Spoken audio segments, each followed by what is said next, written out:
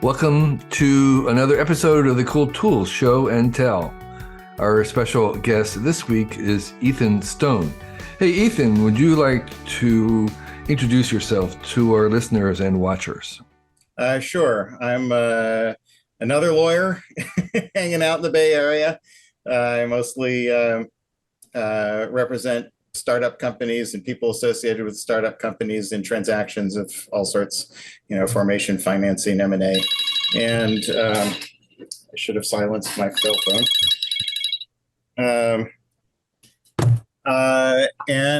When I'm not doing that, I spend most of my time in political activism, mostly with Swing Left East Bay. And that brings me to the Central Valley all the time and around the country periodically. Okay, well, great. We're glad to have you. So, Ethan, what's one of your cool tools that you like to share with us? Well, I'll start with the first one I have in front of me. And so these are, let's see, I got this in front of the camera. So these are voter registration cards. For people who are listening, it's a regular business card. I just print them out on Vistaprint, but they have encoded on them the QR codes and written out the URLs that somebody can use to register themselves to vote. And I have these mainly for California, but when I'm not in California, I'll do up a pack for wherever I happen to be, assuming they allow online registration. And the reason that the reason that I came up with it is because when I started registering voters a few years back, one thing that happens is somebody just doesn't want to stop. And that may be because they really are in a hurry and they don't want to stop, or it may be because they're trying to blow you off, or it may be because they've gotten themselves into an argument with you about whether it's appropriate to register to vote or not, and they're certainly not going to give in to you right then. And so under those circumstances, it's good to have something to give somebody to say, okay, well, take this, you can register yourself on your own time. And, 99% of the time, I would guess, maybe that's a little bit pessimistic, but quite a few of the times, if I give somebody a card, they're not going to use it, but they're cheap and it's easy to give it. And then occasionally you'll find somebody who wants to register other people, their children, their friends. One time I hit the jackpot and this guy said, well, you don't want to talk to me because I'm not a citizen. And I said, well, let's talk anyway. And it turned out that he owned a chain of skate shops which were filled with unregistered youth. So I just gave him all my cards and said, you're not a citizen, but you can get all these people registered, so do that. So you mentioned getting them printed with Vistaprint. So Vistaprint is actually a cool tool that I use. It's a cheap way to use an online service that prints business cards for you. Yeah. And I send them the file that I make, and I use them to make my own business cards. So that's a cool tool.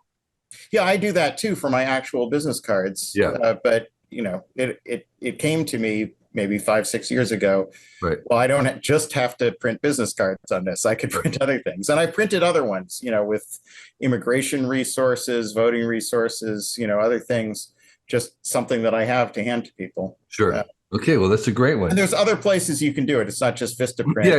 Vistaprint's sort of like one of the old granddaddies of this, and one of the first businesses that allow you to send a file digitally, and they would print it. Yeah. And they're based in Berkeley, I think, as well. So I did not realize that. Yeah, I think they were. I should just walk it down to them. So, Ethan, what's the second tool? Second tool, and a completely different topic, is these can covers. So what you're describing is what you're showing is a little kind of a plastic top that fits on top of a canned good, like a can of beans, and it's made out of plastic. It's kind of made like a Tupperware top that has a tab on one side.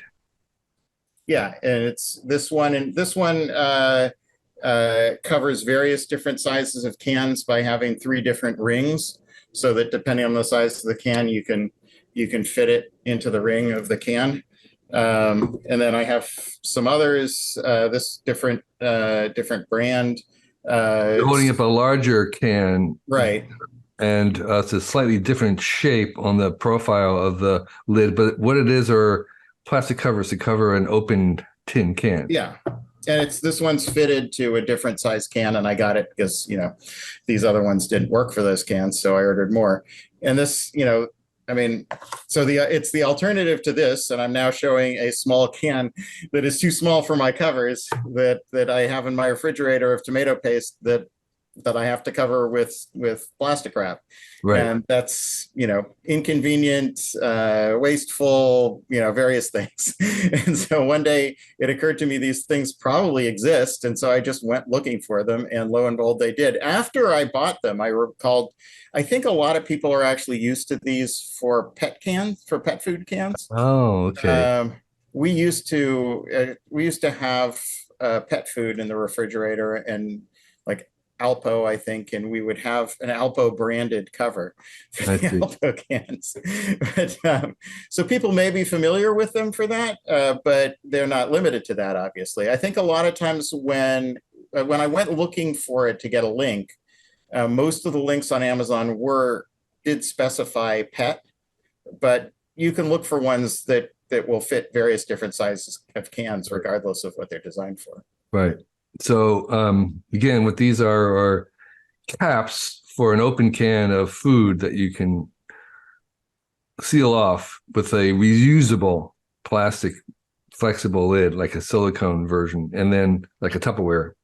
Yeah, it basically allows you to turn your cans into Tupperware, right. With a lid that easily seals but easily comes off. That's cool. I've never seen that before. That's a really great idea.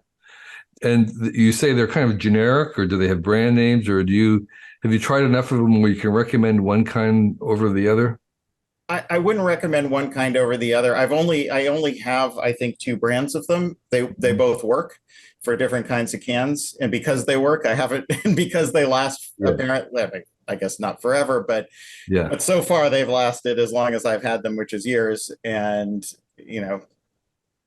I don't.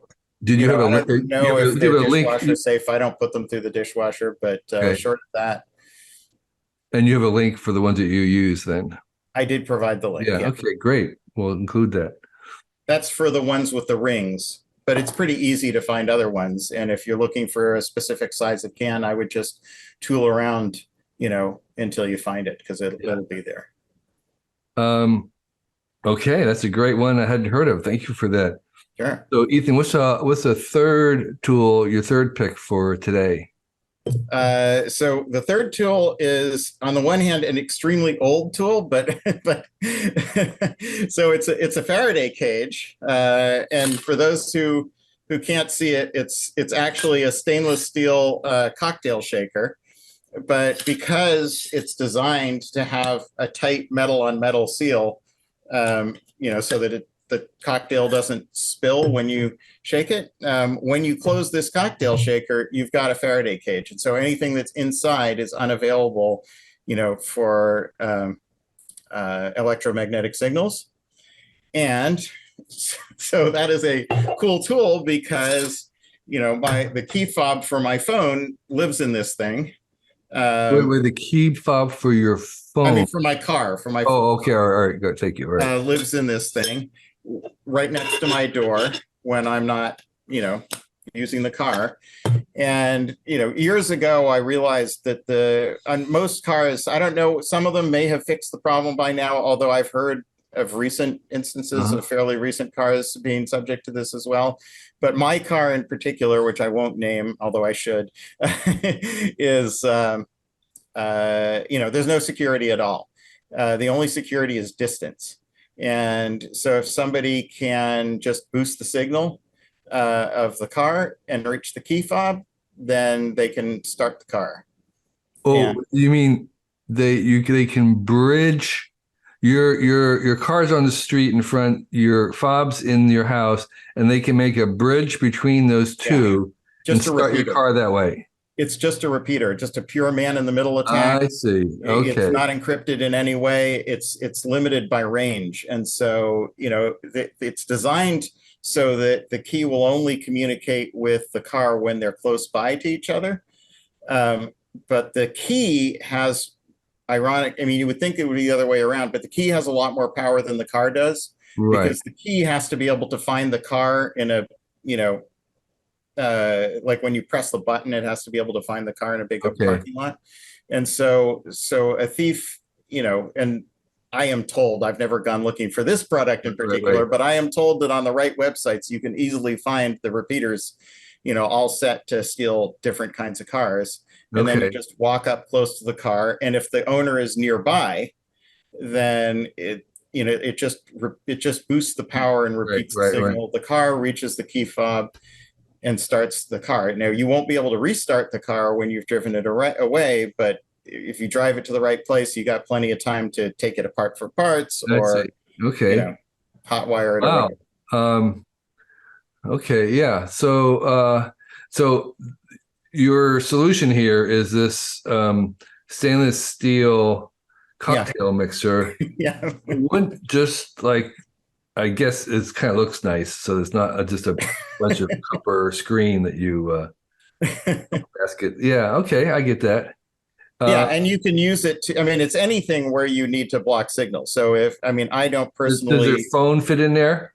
yeah, I think it would. Let's see if it does.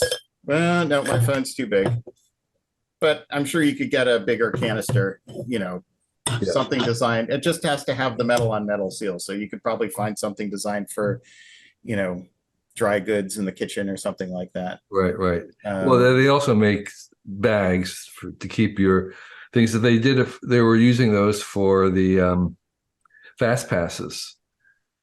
yeah. So And they might have kind of like a Mylar bag that you can put things into that are basically our Faraday cage. yeah, and if you rent cars, sometimes they'll have, like an easy pass, or Right, that will be, and it'll be in a box, and the box is a Faraday cage, and you slide right. something out to let the signal in. Yeah, Yes, I experimented a bit with the bags, but the bags were less convenient. yeah, I yeah. mean, I also have tried carrying the bags in my pocket, but that's really inconvenient. Right, right, right, right. Yeah. Yeah, no, this is it's like almost you want something that doesn't look bad. It has at least it looks presentable. So That too, yeah. is a cool idea. Uh Yeah, it works. well, great.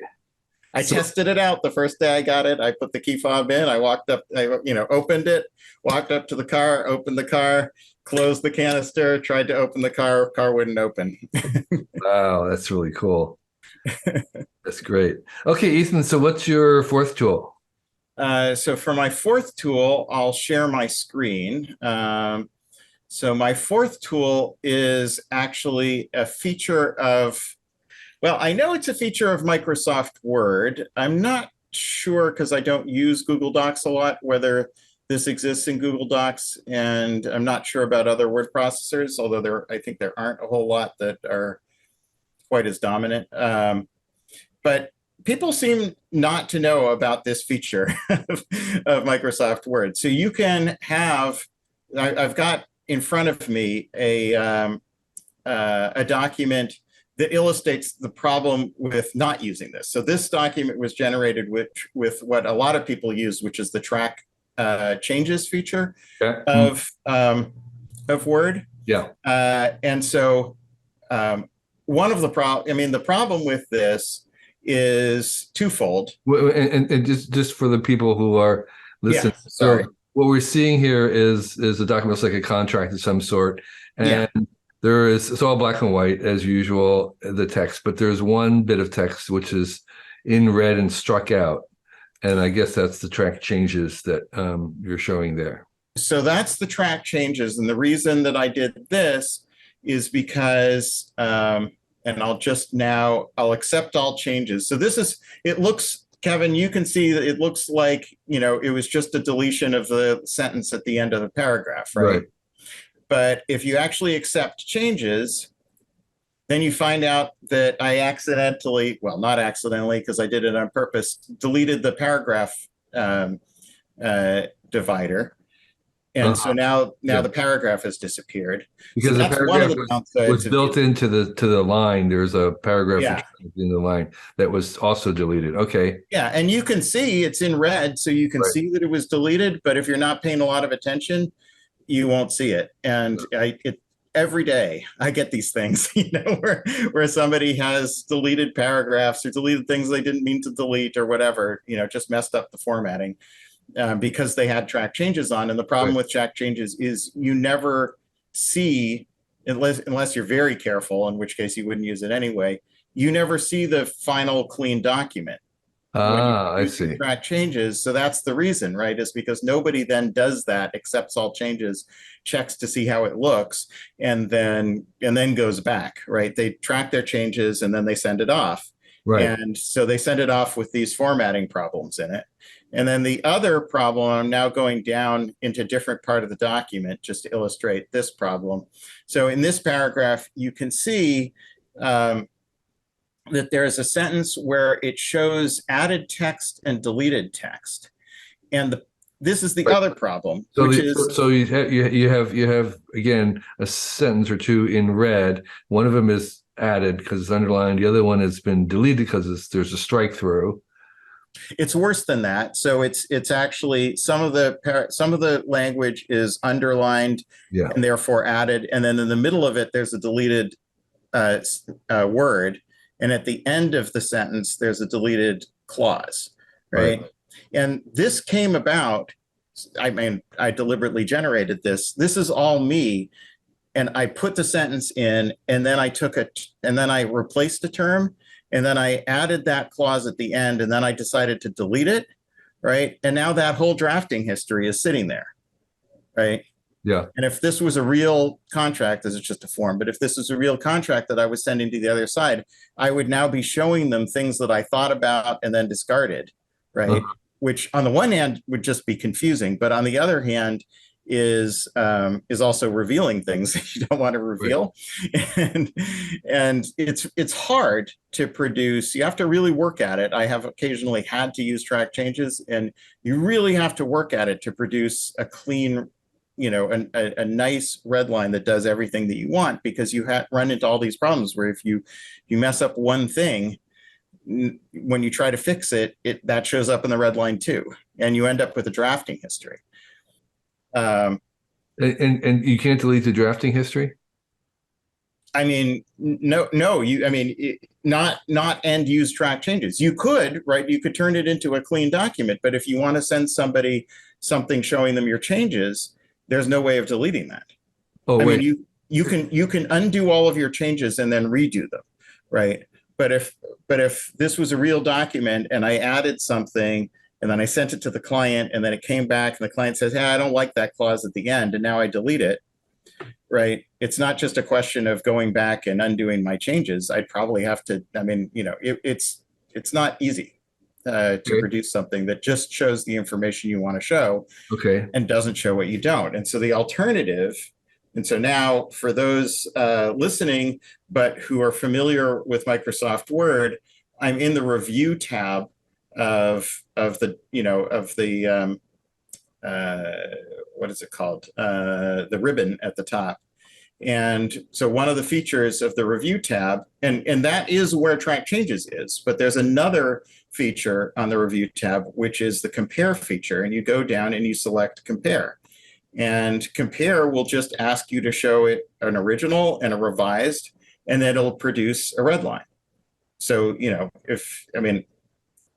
I probably should have prepared an example of this where it would produce the same red line but cleanly, but it does exactly what it sounds like it's going to do. It will just compare two versions of a document, show you the differences between them, and then there's no drafting history. And if you mess it up, right? Anytime I send a document out that's a version of some other document, I will, before I send it out, redline it against the last public version and just take a look at what I've done. Because usually the first time I do that, I will find some things that I don't like, but nothing's lost, right? Because I just discard that red line and I make the changes that I want to make, and then I generate another. And in the meantime, when I'm actually drafting the document, I'm working in the clean. So I always can see what the final document is going to look like. And I can't make a, formatting error that I'm not going to notice. Tell me where this is best used, what the best use case of your little hack is. It's not, I mean, it's Microsoft's little hack. It's just, okay, sure. Yeah, I know, but for whatever. some reason, it just doesn't seem to be widely known. Right. So what's the use case for it? So it's any use, the use case is anytime you want to compare two documents, right? Right. Compare to but there are two primary use cases. One of them is somebody sends me, actually three primary use cases. Somebody sends me a document that has revised something that I previously sent them. Okay, wait. So you're working, like there's two people, they're working together on something. Maybe there's a lawyer or whatever. Maybe, I don't know, would this apply? I guess this is places where you're concerned about having that history shown. All right. Yeah.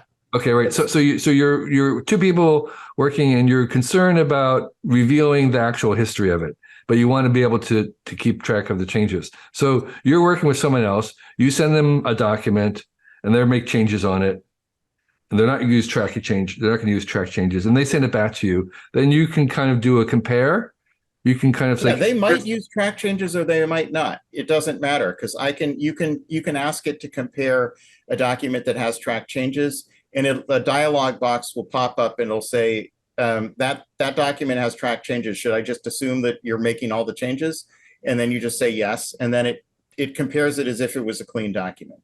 Right. And so if I send a document to somebody else and they send me back a new version, I rarely look at they often will send a track changes document. I rarely look at it because I want to make sure that I am sure that I'm seeing all the changes. Right, exactly. And so I will use it then just to make sure that I am seeing all the changes. Right. Regardless of what they decided to show me. Right. And so you can make your changes there and they can send it back to them. They could look at compared changes and it would compare to any two versions of the document that you are picking that you can look at. And so then the next step is the next use case. So they send me back their version. I look at the changes they make. With the compare. I talk to my client about it or whatever. Right. And I make some more changes. Now I'm going to do that on a clean version usually, right? For the reasons that I said, is I want to be able to see what the clean version looks like, and it's easy. So when the track changes off, I'll modify the clean document. I'll get it to where I want it to be, and then you get to use case number 2, which is quality control, right? So I'll compare, the document they sent me to the document I think is done, and it'll immediately show me the changes. And then I can see what I have done. And I will often find that I did something that I didn't mean to, right? Or I didn't do it right, and then use case number 3, there's actually 4. Use case number 3 is basically a variation on that, which is when I'm sure it's ready, then I generate a red line that I send to the person on the other side. And how do you generate? What do you mean generate a red line? How do you generate a red compare? You compare. So the compare shows up in red. So you're able to save that version that illustrates it? Well, personally, I am low tech in my versioning. I just save multiple versions under different titles with a naming convention. Right. But if you have a document control system, then it will save, different versions, and you can just go back, find the versions that you want, put those into the dialog box in Word, and it'll compare the two documents. So once I'm done, once I think I'm finished, then I'll take whatever the other person sent me originally, and I'll compare it to what I think is my finished product. That produces a compared document that shows all my changes. And then that's what I send to them, usually along with a clean, because I think it's polite to send people a clean, although I seem to be in a minority on that. And then use case number 4 is when there's no third party involved, and I just have multiple versions of the same document, say multiple forms of an LLC operating agreement, all of which are very similar but different. And if I'm trying to figure out which is the right one or where to make certain changes or whatever, then I'll compare 2 of those documents that are close enough that it won't just be a sea of red. I'll be able to see the differences.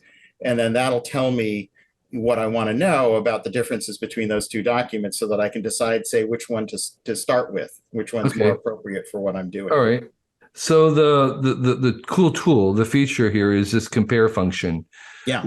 Can substitute for track changes in cases where you're concerned about revealing the change history. Yeah.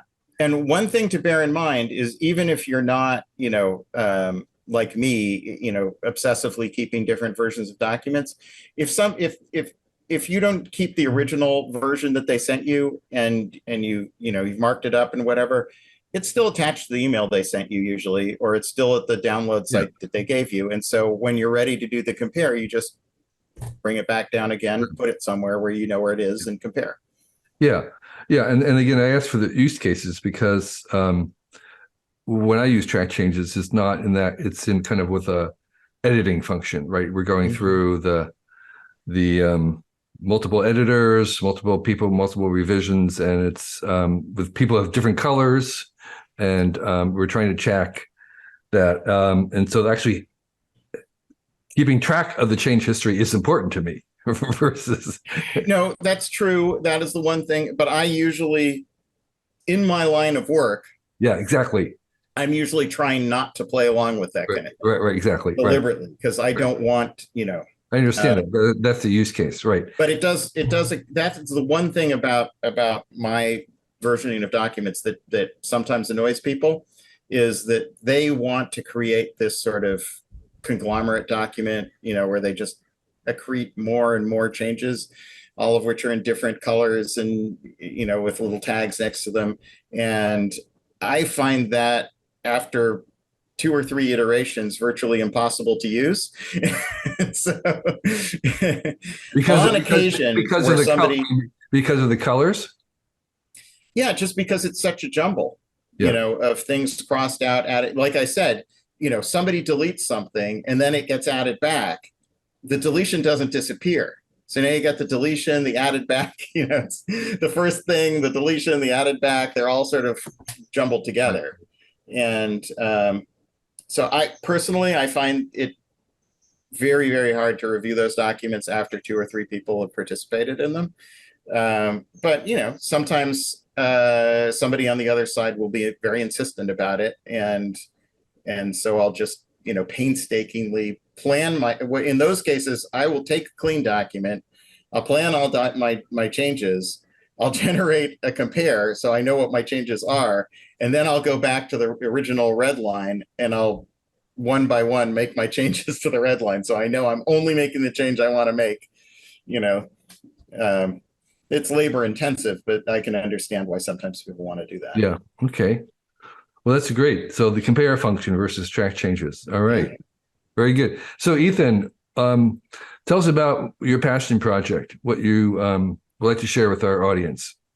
Well, starting sometime in 2017, towards the beginning of 2017, oddly enough, I started getting very politically involved. And so that's what I spend my passion, time, and effort on. So, my primary, I sort of banged around for a year or two. And then at this point, my primary home is Swing Left East Bay, which for those listeners who are in the East Bay, I encourage you all to get in touch. And so I, register voters. I, knock on people's doors and try to bring to their attention the elections that are coming their way and the results of the elections that happened previously. Yeah, those are the 2 main activities, I suppose. And do you have a website or something where people can contact you if they want to? Yeah, if it's swinglefteastbay.org is the website for the organization, and it's easy to get in touch with us, and it's easy to get in touch with me through that. Basically. And if someone was not in the East Bay, if there are many listeners around the world, do you have any tips or suggestions for them about doing something similar in their neighborhood or their city? So for many people, there will be a local chapter of Swing Left. So if you go to swingleft.org, there's a tool to find, another cool tool, I suppose, to find your local chapter of Swing Left if there is one. And if you're in any kind of a major city, there will be one. And many other places there is one as well. So that's a good place to start. They will also be able to hook you up with things happening nearby you that are being organized by Swing Left. Another, well, maybe cool tool is an organization called Vote Forward. That's votefwd.org. And they generate letters to get out the vote. And so the wizardry is twofold. They have, since the very beginning in 2017, just a magical year, apparently, the guy who does that, a guy named Scott Foreman, who lives in Oakland, he started testing. So the very first thing he did, he just wrote all the letters himself. He got a voter file, and he just sent letters to maybe 1,000 or 2,000 voters, and then took his file and took a control group out of it and didn't send letters to them to see if it would work. And that was the special election for Senate in Alabama at the end of 2017. And it did, it worked.